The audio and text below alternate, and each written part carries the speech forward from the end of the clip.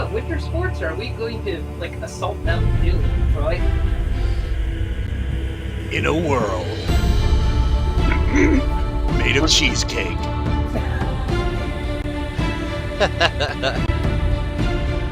We're standing up the Transcendering Orchestra as our next villain. Right. I like it. Yeah, you know, a villain called Cheesecake is essentially like a version of the Sandman. I really want to hear what Made you're out of saying. living cheesecake. What? This music is just intense. Right?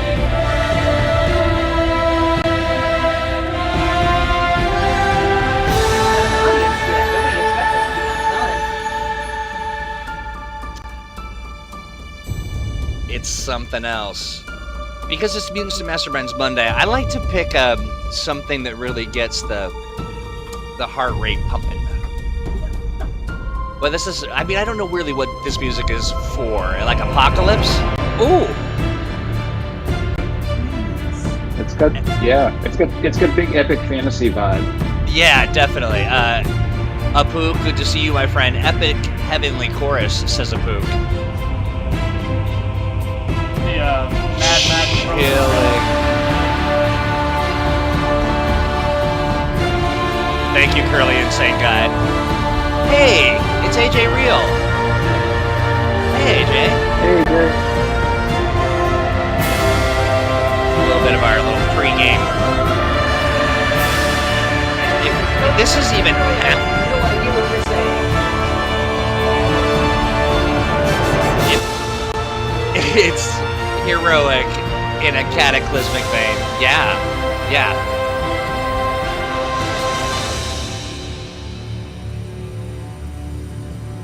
AJ says, whoa, this music is epic. But you know what? Not as epic as these three lovely human beings. Starting up at the corner left is Alex, then we have Steve and Crystal at the bottom. You three are here because it's Mutants Masterminds Monday, and we get to talk about, mutants and mastermindsy things. And today it's about wintry stuff. The chill, the cold, chilly villains, all that Chilly good Villies, stuff. if you will. Chilly villies. And this is Jacob Blackmon. It's much more intense music than we normally hear from you. Yes, it is. Oh, thank you. Curly Insane Guy said, hey, I listened to that Halloween episode at 1.25 speed, and that music slapped. Yeah. Raina, hello to you. Raina gives us a wave. I want to say hi to everybody. As you pop in, say hey. And let's see. Oh, I like it. See, the cold puns have already started. Oh. They're starting. Yeah, absolutely. Yeah. Which I love. Here, I thought we came here to have a nice time. Oh yes, I love it. See, this is what the Starks were warning us about. That's right. This winter is coming, and it's here. And so, Crystal, walk us through sort of what's on the storm front here for. Yeah, so today we're talking about environmental storytelling, and because in the northern hemisphere at least it's the middle of winter, or I guess the beginning of winter, it just feels like the middle. We're going to talk about cold specifically, but this is about how you sort of build the environment into your adventures to make it, a threat or a complication, or something that benefits the heroes or something that benefits the villains. So, just ways to think about the weather and how it affects your games and your story, or the stories you can tell. And we recently did a cold-themed adventure that we'll probably turn to for a lot of examples with A Cold Day in Midtown. Available now on greenronin.com. That's right. Yeah. And the other thing too is if you, one of the things that's great about the Mutants and Masterminds community is that they come prepared. They've got their own ideas, their own sort of ways of doing things. So if you've mastered the cold and you've got some ideas, let us know, and we will argue about it. So yeah, I mean, get things off right on the basics with our basic rules. In the Deluxe Heroes Handbook, we've got straightforward rules for cold exposure and how it affects you if you're out there unprotected. It talks about making fortitude saves at regular intervals, depending on how cold it is. So, if it's only freezing, then you really only have to worry about keeping warm as like a story element. But if it gets down cold enough, you're going to be making checks every round just to survive. And it doesn't just end there. Cold environments usually come with ice slicks that'll affect your movement, or glare off the snow, or snow flurries that completely block out your vision. So these are cases where you can really use the weather to limit how quickly the players can move, how quickly or how far they can see. Heroes who have depended almost entirely on ranged attacks for most of the campaign are going to face a challenge if they can only see 30 or 40 feet. Mm-hmm. Mm-hmm. And most superheroes are not usually really well dressed for the cold. No. Right. Turns out spandex. Generally speaking, skin tight spandex, not very warm. Mm-hmm. No. Yeah, I didn't think about that. Hey, a quick question, and not as an aside, just given the nature of the super suit. In the Marvel universe, it's kind of, what do they call that? Unstable element or something, or unstable molecules. Gotcha. Mm-hmm. What, in the context of Mutants and Masterminds, what does the suit, or like, can you have aspects of your garb that help you out? Beyond like exoskeleton type stuff. Okay, absolutely. Oh, yeah. You can buy any powers kind of built into clothing as a device or equipment, depending on how fancy it is or how fragile you want it to be. I like it. Yeah. If you want to buy your costume as a very cheap device, you can get a couple ranks of protection built in to reflect armor. You can get immunity to environmental cold, for example, or immunity to suffocation if you have a mask that filters gases. Yeah, so, absolutely. Yeah. All right, also, a great branding opportunity because you can have winterized versions of all your superhero action figures. Right. Nice. A little money-making endeavor. Yes. Yeah, we have snow camouflage costumes. All right, well, I like Brian Scott Bailey jumps out here with Rogues Gallery, Johnny Frostbite, and the Ice Princess, pages 154. I love those two. Nice. Yep. Featured villains in our Cold Day and Midtown adventure. Yeah. Oh, Ice Princess is a fun. They were kind of pitched as Hero High villains, and Ice Princess is an ex-Claremont student, and Johnny Frostbite is her dad, who doesn't necessarily want to be a villain, but is there to support and mostly protect his daughter. What a great pairing. That is super funny. Just sort of the reluctant, like, that's what my daughter wants. I gotta do, that's like, she's gonna do this either way, so I'm gonna keep her alive. That is great. Kind of is it Veruca Salt? Is that the really? Yeah, I love that. It's a dance dad on 11. Yep. That's great. It's great. Let's see here. Captain Amazing is always looking for extra endorsements. And gotta have, let's see, what's to say? Gotta have those Arctic suits, scuba suits, space. Oh yeah, absolutely. Yeah. But so hey, go ahead. I was gonna say, like, if we want to move on from like basic rules elements, can talk about the storytelling possibilities this brings up. Normally heroes are trying to save the day, protect citizens, things like that. When you bring in wintry environments, or in the summer, if you want to bring in high heat, there are situations where you have to protect the whole city from the weather, or like other natural disasters. You've got to make sure people stay warm, make sure the power stays on. If the power goes out, you need to find some kind of solution. And beyond that, the cold opens up a lot of new opportunities for weird creatures you might not fight a lot. You might fight frost giants or polar bears, or depending unruly on what penguins.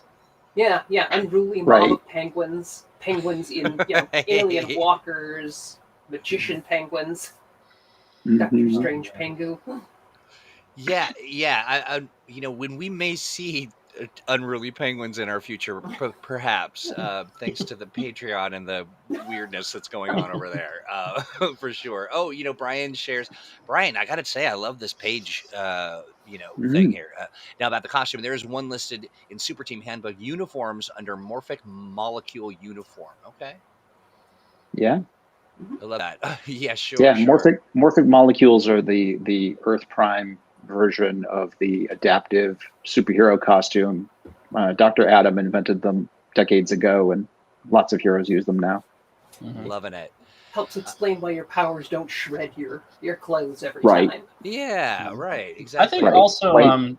to Crystal's point about the environment being dangerous, I think one of the big benefits of a cold environment versus like a volcano or something is that that's a much bigger area for a lot longer time. So that becomes a big part of the story rather than just like, okay, I got the citizens immediately out of the lava flow. They can handle it now. But Right. in a blizzard, the whole city is frozen solid. So there's infrastructure concerns. There's, you have to keep them warm. And keep them warm. Like, and then find you've a got way. to close the portal to the ice dimension before more Right. mammoths, Yeah. ice aliens come through. I love that. Yeah. And then one thing I like to do is when I change up the environment to mess with the heroes, I like to open up like new possibilities. So if somebody wants to throw snowballs, given that it's a winter themed adventure, I see nothing wrong with ad-libbing like a 1-level condition. So like throw a snowball and it's like a PL5, let's say, I don't know, vulnerable effect. If you nail somebody in the ear with a snowball and they weren't ready for it, then bam, they're vulnerable. They can't dodge as easily for a round. Right. Nice. I like this. I'm not above giving a +2 circumstance bonus to a taunt check for a snowball too. For a snowball, absolutely. Yeah. Owen weighs in with, penguins are already wearing tuxes. Yeah. Add a hat and a wand, and there you go. Abracadabra, slice. We do have stats for arcane cultists in the Deluxe Game Master's Guide. Nice. Just combine those with penguins and a couple ranks of shrinking to make them harder to hit, and a couple of ranks of speed to reflect that belly slide. That sliding and skating thing. Yeah. That's right. They're Joshua, unstoppable. There's really not a Captain Plowface, is there? No. Not to my knowledge. But Joshua, this is the thing that's going to kill me. Like, I'm going to be There thinking is about now. Captain Plowface so through this whole episode. I'm going to not stop laughing. That's great. Yeah. Footing, of course. Let's see. Not you, Captain Plowface, but the Brian. number of shape-shifting characters who could turn into a snowplow. Absolutely, yeah. Sounds like a total Plastic Man thing to do. Yeah, I'm thinking Boy Toy from the Click, but then I'm always thinking about Boy Toy from the Click. Right. And then, of course, Boy Toy and plowing jokes. Oh my gosh, he just finished himself. Yeah. Yeah. Hey. Let's see here. Sorcerer penguin is a lesser known subspecies of emperor penguins. That's very true. That's very true. Yes. Yeah. Well, the emperor penguin is PL12, so you've got to have minions for players to fight up until the end. Truth. Yeah. Wiser words. The ones you really have to watch out for are paladin penguins because they have just no flexibility. No, it's true. That's very right. rigid. Yeah, very rigid. Yeah, very set in their ways. The premier penguin prestidigitator. Yes. Nice. You can tell Troy never played a lot of D&D growing up. I did not. Right, because all of us know how to say prestidigitation because of D&D, right? Right. Yep. Emperor Penguin has one kobold in a tuxedo who's really confused. Yep. Right. Well, I think we've got an adventure here where the penguins are trying to reverse global warming and extend their empire out from Antarctica. I like it. The heroes get involved when an Antarctic research expedition goes missing, and you find out that all of their equipment has been salvaged to create a thermal inverter. Right. And the thing is, for the first whole part of the adventure, they don't suspect the penguins following them around. Nobody They're just keeping tabs on them.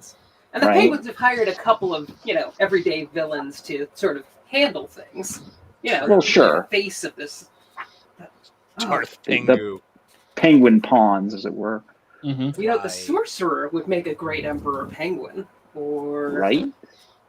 Huh. Oh gosh, I They don't don't know. actually actually steal any of the research equipment. They just steal the seasonings from the Here we space's lairs for their ritual spells. The Mhm. Overlord. The Overlord Yep. is your perfect Emperor Penguin. Emperor penguin. Yeah. Okay, You finally realize the penguins are behind the entire thing, is and the you penguin, rush him, only Oh, to sorry. come face to face with, like, strength 13. Is the penguin Nice. mightier than the sword Gwyn?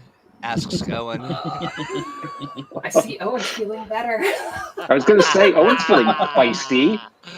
I love it. That's, as we say in the business, a pandemic. Oh. Oh dear. I knew this was coming. I just knew it was coming. Okay, Pretty so inevitable. we got some good stuff cooking here. Yeah. Let's keep on keeping on. So, we were talking about environments, and one of the things is to take into account whether or not the environment is going to be something that the characters expect, or it's going to be unexpected. Cold Day in Midtown is basically a blizzard in the middle of summer, which is obviously something the heroes in the city are not expecting in a particular way. Versus the notion of an adventure that takes place where the characters know they're going to Antarctica or to an ice planet or wherever, and they're prepared accordingly for the environment, which could still raise some challenges in different ways, but they're at least like ready for what they're going to encounter. Interesting. I was just thinking, what if you took it? I mean, I suppose this is more of a global warming take, but like something is not good because it is too warm or something, like, and then I guess it sort of takes away you got to bring Yeah. like the ice and the snow.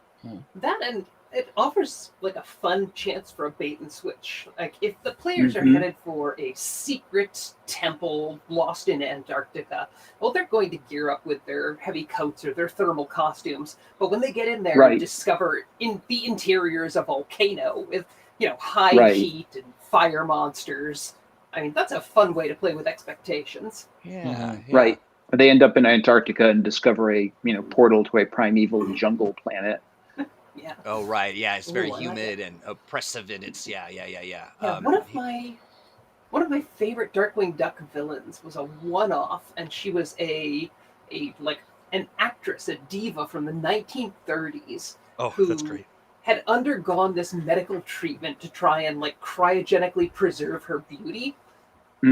Except it turned her into a Mr. Freeze, basically. Right. And now she is just a living heat sink. So she is an ice villain who can't get warm enough. She absorbs heat, and that's where all her powers come from. Wow, cool. So it's So, it's a fun chance, again, to kind of play with expectations where the heroes are like, aha, we'll beat this ice-themed villain by blasting her with fire. Oh no, she absorbs heat. Yeah. This made her much more powerful. He just became her best friend. Claude asks, can we update the totem and hybrid archetypes themed to penguin? That sounds like a good. That sounds like a good. The notes are in place. All right, Joshua's got an interesting question. Let's see. So preparation is sometimes that stymies is a thing that stymies me as a GM in M&M. How do you adjudicate temporary gear?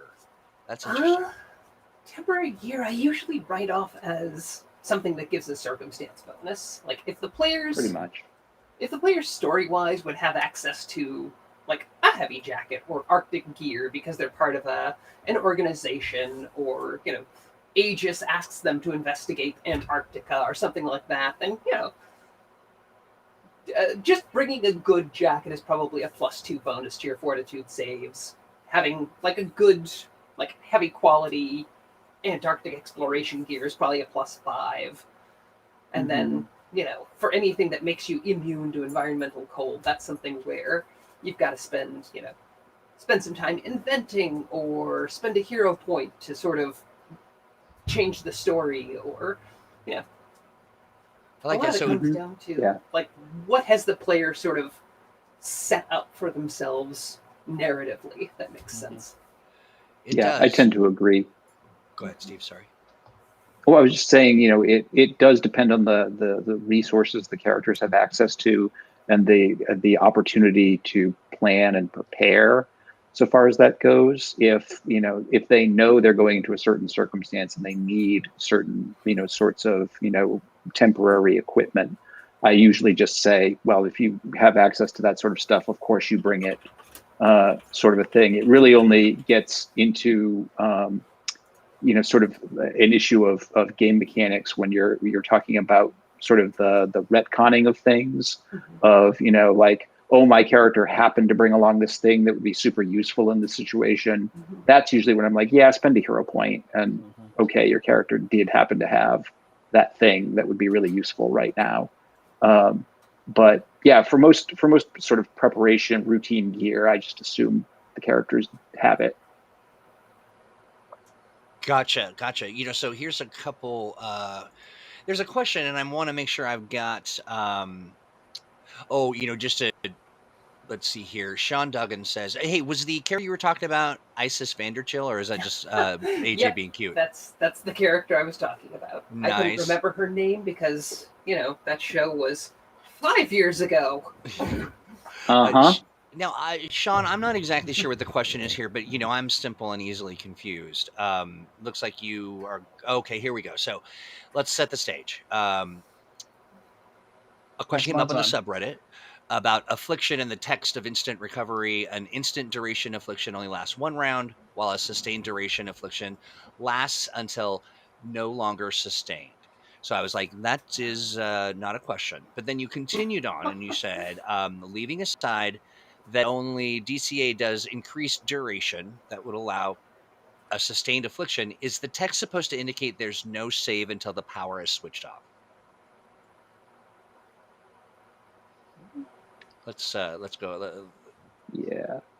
That is one of those things that I would need to look at the text Okay. and Yeah, I mean, you get a review. save when initially exposed, either way, Yeah. Yeah, just to resist the effects of the affliction and see, what indeed. severity targets you.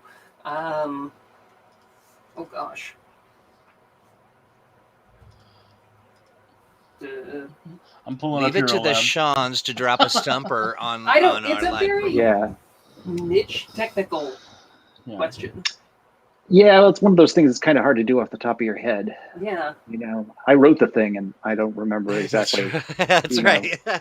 Well, that's fine. I mean, we Sean, we'll get back to you. And actually, for those who are subredditors, if you're hanging out there on Mutants Masterminds over on Reddit, expect Mhm. to see more of us. We're going to be climbing up into your business and taking your questions and reading them here, but then also engaging more there. And I'm thinking of a weekly sort of a thing that we can do on the subreddit, which is like ask us a Mhm. question about something, whatever that might be. But that's we're taking a bit of time just to kind of noodle on that, and then we'll introduce something that'll get everybody Yeah. real engaged and connected to the good stuff. Well, I think it would be better for us to come up with the appropriately I think- comprehensive answer rather than just make something Yeah. up, which is probably what Yeah. would happen right now. Sean, and Yeah, that's my yeah. way of doing I could things. make something up, but Yeah. These this is out pros of left field and completely unrelated to what we studied up for this see, week. right, and then my thing was I wasn't sure if this power thing had something to do with ice because I don't know. Kind And of. so- A lot of ice It effects can. are related to are built off of affliction. So freezing people in place, or Gotcha. chilling them, or using an ice slick to trip somebody. Those are Mhm. all affliction effects. Okay, gotcha. And then Sean, we'll get back to you with an answer on that. And thank you for asking us, Stumper. Yeah. We do appreciate that in ways you can never know. Okay. Mhm. So that notwithstanding, where are we headed? Like, are we ready to start talking villainy? We're always ready to Sure. start talking villainy. Always. Yeah. I love a good villain. I really do. I'm a fan of the campy villain. I'm a fan of just superhero villain, kind of engagement, both on the sort of classic comic book side, and then maybe even some of the grittier sort of not so campy side. I love it all. There are a lot of options as far as that goes, and you can take it in pretty much any direction you want, in your Mutants and Masterminds game, including just from one adventure or one scene to the other. Yeah, ice villains are kind of the standard when you're talking about ice climates. I mean, kind of the same. If you're talking about an aerial environment, then flying villains are your go-to. If you're talking about hot environments, then fire villains are your go-to. But don't feel limited, because any character who's got life support or is just immune to fortitude effects can survive just fine in the ice and snow without any major penalties. So, if you want to have your winter wonderland being overthrown by robots or deep space aliens or demons, then absolutely go nuts with that. Yeah, like that. Absolutely. Would And you, I think that I think it's interesting to note in this particular case about villains whose primary shtick is that they create environments or modify environments in different ways. I had a villain, a jobber villain, whose thing was he had a powerful heavy gravity field around him, where he could make things like tremendously heavy in an area around him, and so it made the non super strong characters basically couldn't get anywhere near him because they would just not be able to move, and the really strong characters could, but their strength was so hampered by just being able to still stand up that they found that they were not that much stronger than a normal person in that sort of situation. So in spite of the fact that this guy was not that great of a close combatant, he proved to be a much bigger threat than he would initially appear to be. And negotiating the sort of environment that he created was a big part of dealing with him. I'm imagining too there being an interaction with in this, if you're trying to kind of change it up a little bit, or we kind of talked about like you come and things are melting, or but there you could really put like some kind of a fire villain, and I could imagine sort of a like trying to escape the ice flow as it's melting, and like that could be a lot of fun. Oh yeah. Yeah, that's when you start to get some interaction going between the powers of the characters and the environment. I love it. Oh, I love the sound of this. Jacob, I'm gonna check all the places, but I'm presuming did you ping me on the Facebooks or mail, and I'll go digging for that while we continue our villainy talk. Our chili dillies. I do like the idea of having environments that interact with characters' abilities in particular ways too.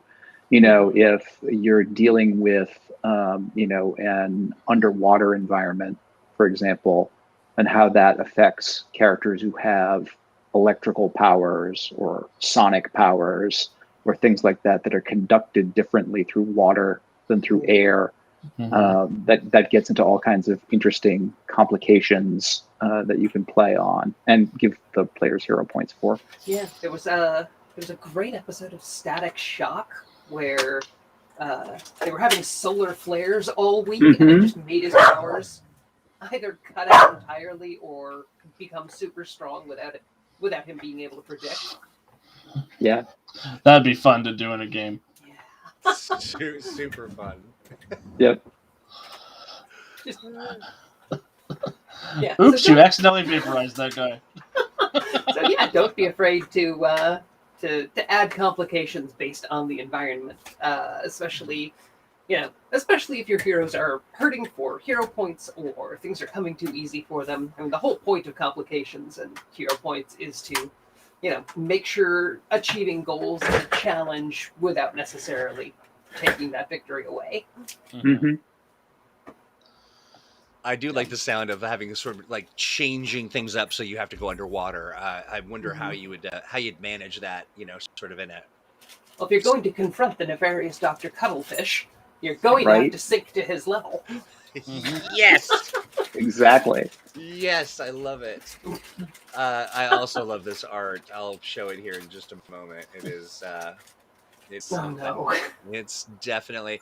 I think that there might be potentially some sort of trademark concerns. Uh-huh. Yeah, May not whatever. be necessary. I mean, whatever, right? I mean, come on, we're made of money. What did you Bring it do? on. Here we go. Ready? Ready. All right.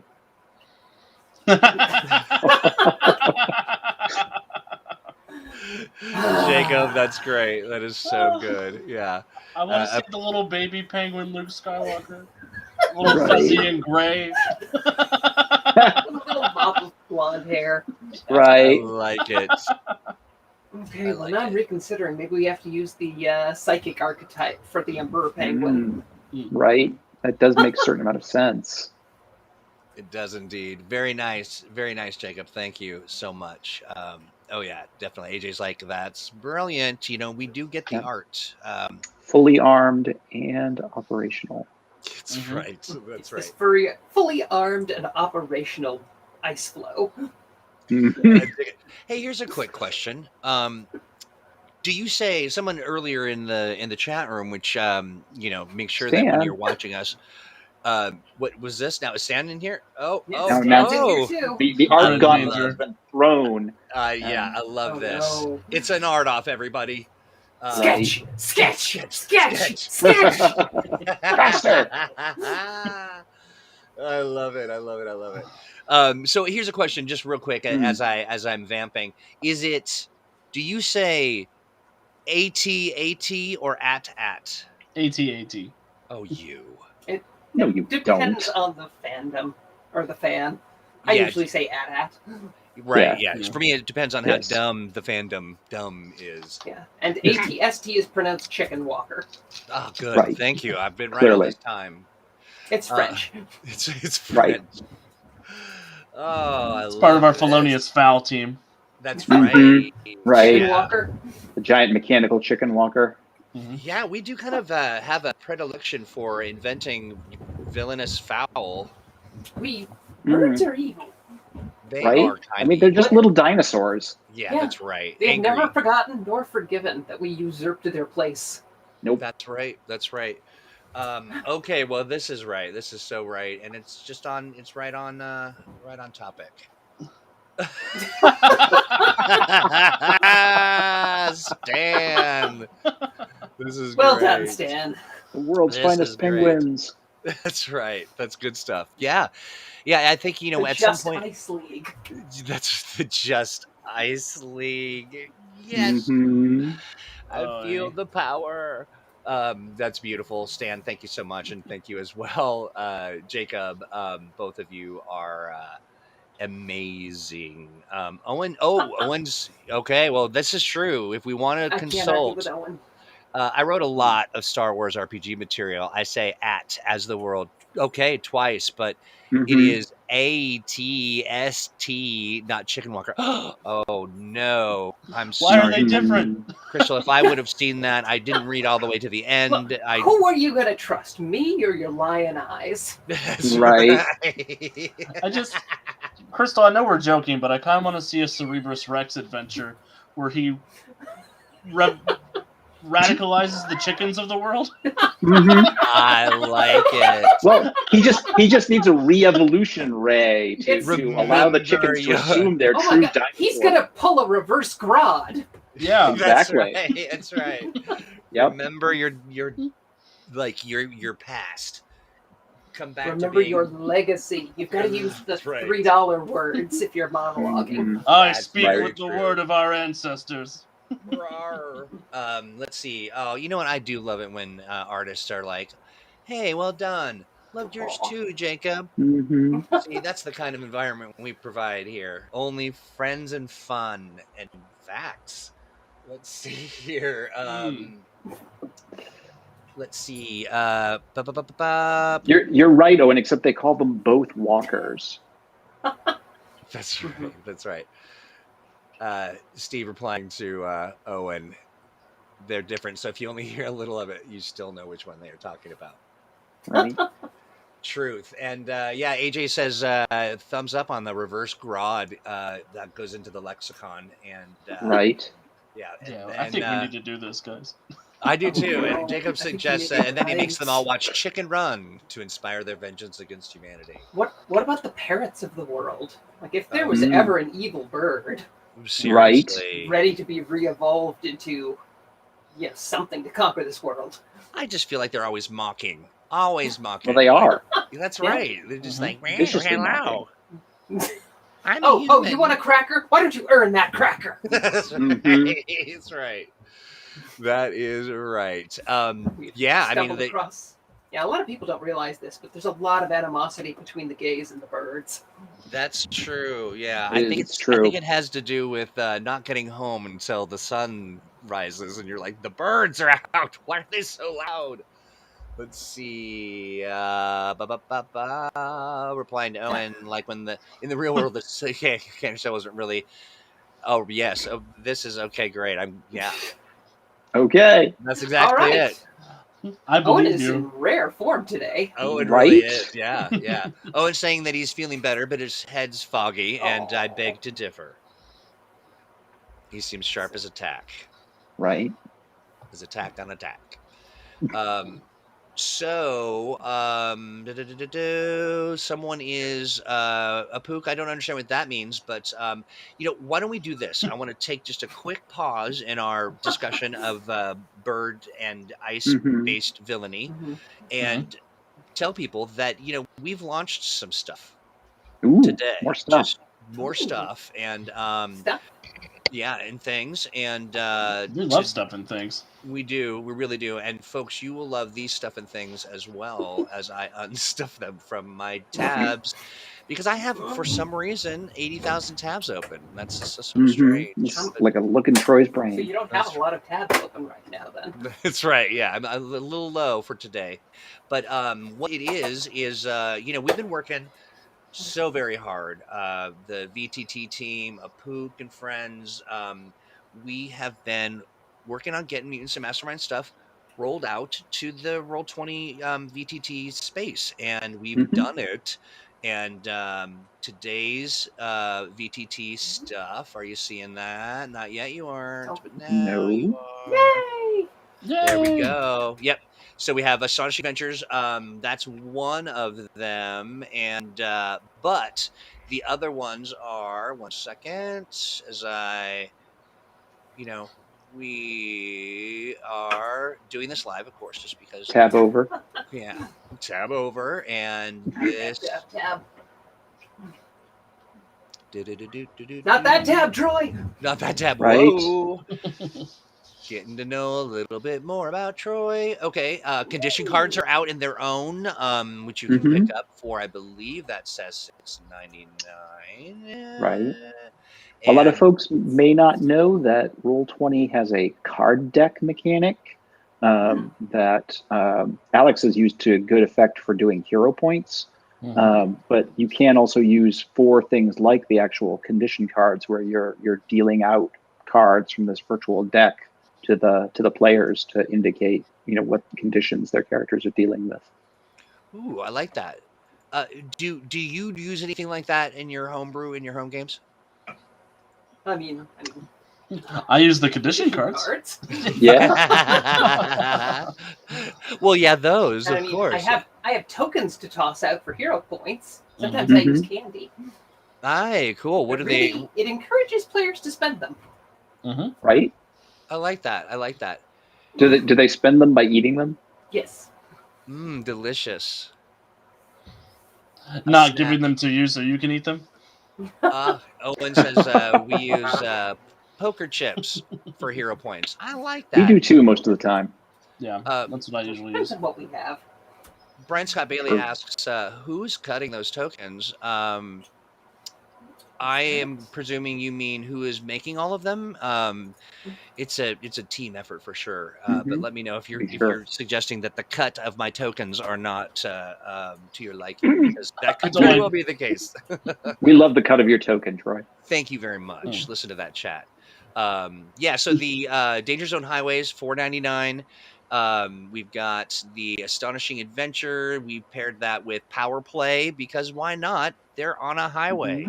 That's fair. And Right. then and then of course the condition cards and all kinds of goodies come with that. And It's a great opportunity to have a big fiery explosion at the end of your chase scene if you have your see, if you have your tanker trucks full of liquid nitrogen crash into a gas station. Mm-hmm. Then Because you they can slid have out an all that black explosion ice. that leads to snow.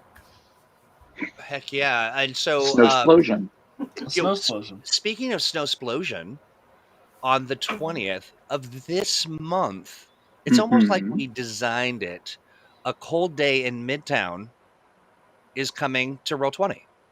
Sweet. Nice. What an Yeah, opportunity. Very nice. That's right. You got some ice villains, all kinds of good Oh, stuff. man, we're gonna have to drop Santa Claus or Hanukkah bot in there as Mhm. a hostage. I Or like that. maybe we do something else with Santa Clauses. Hmm. Something. I love it. I love it. Hopefully, Krampus makes a call because that's how I celebrate. You and your Krampuses. Christmas. I say a Santa Claus could be twice as evil as a Krampus. Well, yeah, I think so, Right. but maybe not. Mhm. You know, the evil one always looks sort of like they're your friends, sit on their lap. You know that could be. All right, so yeah, check that stuff out over at Roll20. Check out the store. We've got all kinds of good stuff happening there, and we're having a blast. We're getting it out there. My thanks to Pook. We've also got Charlotte and Jonesy. They are the three VTT experts, and I am merely the face of the organization. But we have a lot of fun with that, and check it out. Let us know if you run into any VTT challenges, or if there's something that you like or something that you'd like us to look at back in the catalog, and we will endeavor to do that just for you. And if you have a question or a thought or an idea, send a note to letsplay@greenronin.com, and we will let you know what we think about your idea. Awesome. The team is working. They're working their way through all of the astonishing adventures, pretty much. That's right. Yeah, that's right. And then also, Astonishing Adventures. We've got, and we're tweaking our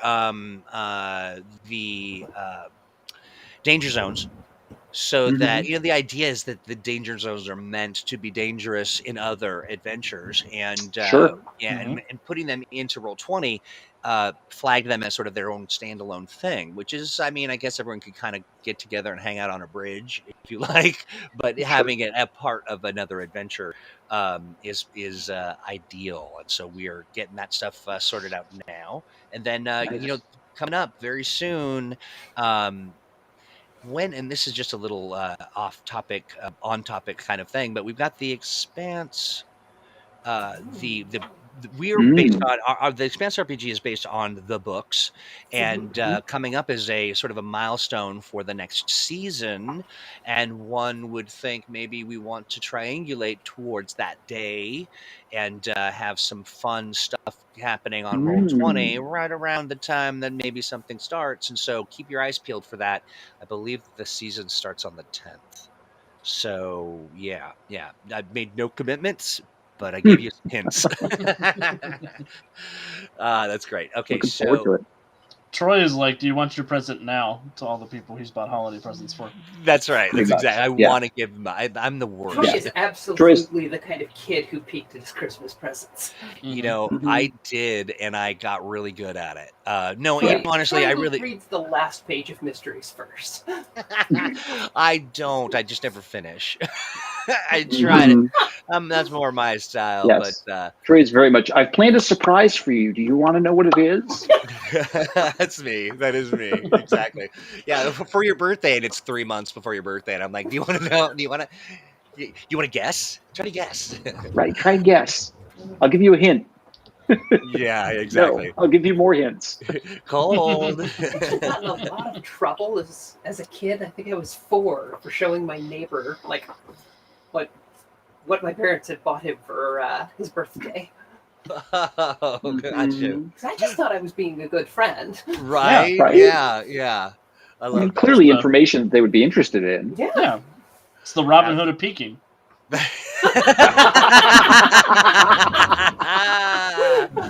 I like it. Good stuff. All right, so where are we at on our winter wonderland? There's no business like snow business. We were talking about villainy, but I mean, we could also move on to heroics and what you do when the environment really benefits the heroes versus the villains. Mhm. Like, if all of your heroes have flying and the villains do not, or all of your heroes are immune to cold or environmental effects and your villains are not. I mean, those are definitely situations where your heroes are going to have the big advantage. So Mhm. those are situations where you want to think, do I want this encounter to be easier intentionally and just kind of, reward the players for having spent their points in these specific areas, or do I want to add some kind of complication or extra challenge here? Mhm. I mean, and Absolutely. especially if it's a situation that the heroes have engineered to be to their benefit. If Mhm. they're fighting a cold villain and they take the time to, bump up the building's heating systems to 110 degrees, that's cool prep they have done on their own, and definitely the kind of, or the situation where you would reward them for being creative and Right. Right. And I think that there's definitely a difference between the players coming up with a clever idea in play that gives their heroes an advantage versus the sort of killer app effect where the players have discovered as a group, oh, if we always do this thing, we always get this big advantage. And it's different. The difference between this is really clever, and kind of fun, and versus this is kind of sucking all the fun out of my encounters. Yeah. Right. The one I always think of is, oh, we're all immune to suffocation problems. So Mhm. in this cosmic campaign, our first go-to in every encounter is blow a hole in the hull. Right. Right. That's not very Might be one of heroic. those. Yeah, right. Might be one of those. It's time for a discussion about heroism. That's right. That's right. A lot of the killer apps are times where you have to sit down and talk about heroism. Right, because a lot of them are kind of jerk moves. That's right. Yeah, but you're the bad guy the first time you have a civilian sucked out the airlock. Right. Exactly. Exactly.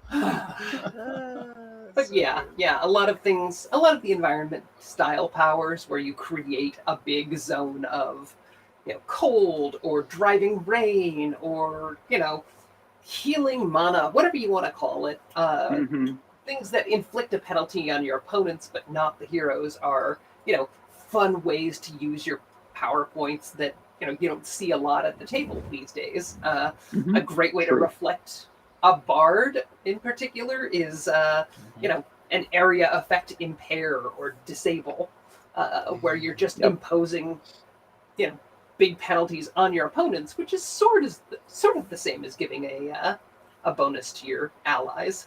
Mhm. Yep. Indeed. Effectively. Yeah. And I it like is a that. good way to do the sort of buffing characters who do a lot of support as far as that goes. It's not a role you see utilized a lot in hero teams, so it can be kind of interesting to play with. Yeah. It's not really cold related, but it's a fun way to do like your powerful telepath who networks everyone together, so they are Mhm. a more effective fighting force. Yeah. I like flavoring luck control as that. Or there's a tactician on the team who can be like, no, don't do that real quick, and they get a reroll. Mhm. Yeah. Interesting. Or I was prepared for that. Miss it. Right. Bad hair day. Mhm. That's intense hair. It's one of Static Yes. Shock's lesser known powers. Oh yeah. That's my Yep. power. just zapping people with static. It's more irritating, really, than anything. But villainy comes in all shapes. There, Very true. one of the games back in the 80s had like a C-list villain called the Static Man. I love Whose it. whole power was like he'd give you static cling or mild shocks. Just walking around with a sock stuck to you, or Just really annoying. Like, Yeah, I so figured like that if was you a wore a cape, he could like flip it around in your face, and and in no other circumstance was he useful. But Right. I love that. That's just one of Crazy Quilt's ad hoc powers, just every now and then if he rubs his feet on the ground. You know, Jahan, I'm not sure. Maybe you, our dear friend, he's a good buddy of Green Ronin and of mine as well. But I'm disembodied on this. Mhm. This is that's my thing. So yeah, you hear me, but you don't see me, but you feel me. yeah, we have plugged into the Matrix, so we That's can more right. effectively navigate all 17 platforms we now appear on. That's right. Right. That's right. We are appearing on many. And if folks will recall, we have evolved in our technical, like we actually get out the show and it runs for, by and Right. large, the entire hour. All right. And it took some time. Okay, Find so something to lightning knock on. round challenge. Alex, how do you do skiing in Mutants and Masterminds? Ooh. Hey, do Everything comes skiing? down to an exciting downhill ski race to decide if Right. the lodge is saved or not. Well, if it's a race thing, I'm going to do a post challenge test with the heroes making athletics checks or movement skiing checks, which could be flavored as slithering, I Yeah, I was guess. gonna, yeah. Right. So, if our penguins have slithering as part of their belly slide suite, do they get a circumstance bonus? Yes. They get at Okay. least a +2, depending on the Nice. angle of the descent. Maybe a +5 if it's like a sheer drop off. Real steep. Yeah. Or if they get a Alright. waddling start. So you're Mhm. all right. So the culmination of our adventure against Emperor Penguin is a ski off. Mhm. Right. But of All course, right, what there's a about- big ski jump at the end. All right, what if we're having like a snowmobile and skis chase? Mm. Mm. Does that I see, count as that's- unstable footing, or like do you have everybody make an athletics check each round, say DC 15, and if you fail it, you're at a -2, and if you fail it by 5, you're at a -5, and if you fail it by 10, you just face Wipe plant? out. Yeah. Now, just for my clarification, are the snowmobiles racing the skis, or is this like a water surfing thing? No, where I the think people it's, on the skis are tied to the back of the snowmobiles. yeah, like somebody is skiing and the opposing party's on snowmobiles. Probably the heroes are skiing and the penguins have snowmobiles, as That makes- is tradition. That checks out. Sure, of course. So, what I would do to make that interesting is put a bunch of obstacles in the way of the snowmobiles that the skiers don't have to deal with. So, like, the snowmobile track has to cut through a bunch of trees while the skier is doing the cross-country skiing thing. The nimble But skiers skiers. just nimble. They can slip into tighter spots in the forest. Sure, Mhm. sure. Question from the chat: does the sure-footed power make you a master skier, ice skater? Good. I'd Yes. say it's definitely you could justify a circumstance bonus. Yeah, I would make the penguin driving the snowmobile make a vehicles check, and they could transfer a circumstance bonus either to the accuracy of the penguins with the AKs on the back to a So- hit bonus, or a defense bonus for the penguins on the Are back. emperor penguins huge? Aren't they? They're like 3 feet tall. But Okay. again, there's only one emperor penguin in this scenario. All the True. rest are, Right. are The true sorcerer emperor penguins or I gotcha. That makes sense. sorcerer penguins or just traditional waiters. That's right. Right. Macaroni penguins. I'll tell you the specials. That's about it. Yeah, most of these But- guys just have like AK-47s and bad accents. I do think that AJ Real is onto something about the Emperor Penguin using other smaller penguins as his skis. Oh, absolutely. Yes. That's a circumstance bonus. I would Sure. assume Right. that's a +5 right there. I'd so. imagine he'd be Yeah. tossing some as well, just sort So, of yeah. throwing them at you. And the Mhm. penguins don't have a great athletics bonus. I mean, you could look at the stat block right now. I They assume. don't. And so he needs that +5 circumstance bonus. And the second the heroes start overtaking him, Mhm. That's when the snowmobiles come out. Hmm. Right. Mhm. And that's the penguins with the AKs with ski masks and their little Yeah. dicks poking out. Right. And goggles. I And like that they're goggles. wearing They're trying ski to masks. take down the heroes so that their Mhm. Emperor Penguin can win. And then, of course, there's a big fight at the end with the Emperor Penguin, because otherwise, what's the point of having a PL-14 Yeah. Penguin? That's right. Exactly. Yeah. Well, so then let's talk about the big fight. We got a Mm-hmm. couple minutes left. What happens? What is the Emperor Penguin doing? Well, ideally, the fight with the Emperor Penguin takes place on a frozen lake. So I was going to Mhm. say, does he animate snowmen? Well, Right. what they don't know is the Emperor Penguin has animal empathy and has bribed the local killer whales to help out. Oh. That suggests Yes. location too. Yeah. Yeah, Mhm. so Yep. the whales can just kind of pop out of the lake as an area effect trip, knock you into the freezing water, which is, Mhm. instant fortitude check. Mhm. Yep. I like And, it. I like it. very unfortunate if the Emperor Penguin's magic can then just magically freeze the surface of the lake again once you've Mhm. fallen in. I mean, maybe that's more of an element controller, and we don't have like a Mm. Magneto Penguin. Or the minion penguins have baseball bats and they kneecap you and knock you into the killer whales' mouths as a team attack. Wow. That's This got dark. very street all of a sudden. That sure did. Yeah, it sure did. Wow, you took our adventure idea about penguins destroying the world. You made it dark, Alex. Right? That's why I'm here. I heard you was getting mouthy with the boss, so I brought out my baseball bat. I love it. I love it. Well, I feel like do we have other things to kind of cap off this adventure? I mean, Yeah, Jahan Oh yeah, Jahan. makes a good point. Does the Emperor Penguin ride a polar bear? Well, he does now. He does. He absolutely does. Yeah. Right? Yeah, he if took he a does, journey what's up the to the point? North Pole to find the polar bear and Yeah, bring the him back down rarest to of Antarctica. the rarest of creatures, the Antarctic polar bear, That's right. Yes, long exactly. gone extinct. That's And yet- right. And yet, Here here it they is. are. What's the Here point it of being an is. Emperor Penguin if you can't own the finest? That's right. Exactly. That's right. That's right. Well, he had to Wow. travel the world to learn all of the skills from all the other penguin experts around the world. Right? Yes, and I was just see, Jahan, you're thinking exactly. And the polar bear definitely does have like battle cat armor, without a Oh, doubt. it has to. But It like has Golden to. Compass armor. I was Exactly. thinking Yeah. Golden Mhm. Compass for sure. Yeah, that definitely Golden Compass is in there. Wow. So yeah. So the penguin Emperor Penguin doesn't even need to use his move action every round to move around. Nope. He's got a Mm-mm. bear to move in for him. I love that. Oh, this is very true. Yes, the inside of a penguin's mouth is very frightening. Yeah, fortunately you don't really run into them often unless you're maybe a fish. But yeah, this is Or This is- you're fighting Emperor Penguin. unless you're fighting Mhm. Emperor Penguin.